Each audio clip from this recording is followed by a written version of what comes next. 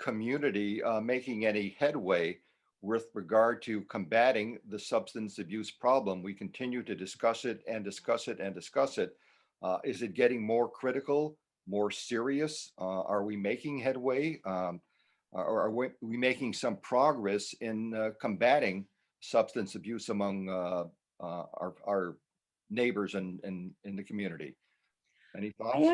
I actually think that we are making a small amount of headway in the sense that over the past 5-7 years, the kind of legislation that has gone out about opioid prescribing, the kind of education that physicians are getting about how you really should try and limit opioid prescribing, like I think that there are a lot of things that have been done to try and decrease opioid prescribing, but there are a lot of people who are already, unfortunately, in the pipeline and who already have substance abuse problems.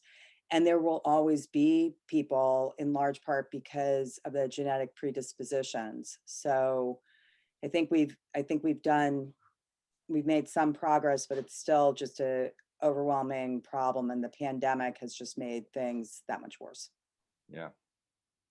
Yeah, and I just to sort of drive that point home is the last month the CDC in sort of their preliminary numbers for overdose deaths, has for 2021 they're sort of anticipating more than 100,000 people in the U.S. have died from a drug overdose, and 3/4 of those related to opioids. Yeah. I mean that's an extraordinary number, and I mean when you compare it to the previous years, it's like on the order of 24 to 30% higher.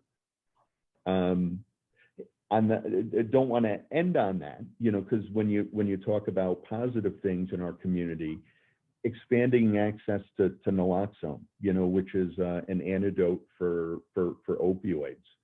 There are a number of organizations and groups that are trying to get this into the hands of people who need it.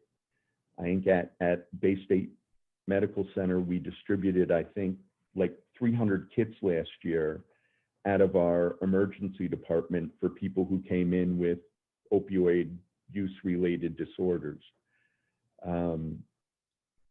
So we're working on it, but still, as Dr. Perry says, we've got lots more to do.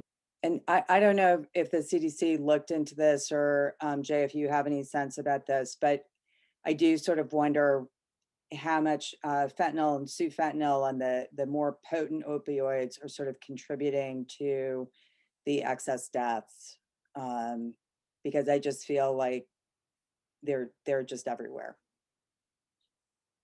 Yeah, and I think you touched on it with the fentanyl. Lots of times, obviously the medical examiner assists in our investigation, and the quick talks that they do, we often see heroin, fentanyl, right off the bat.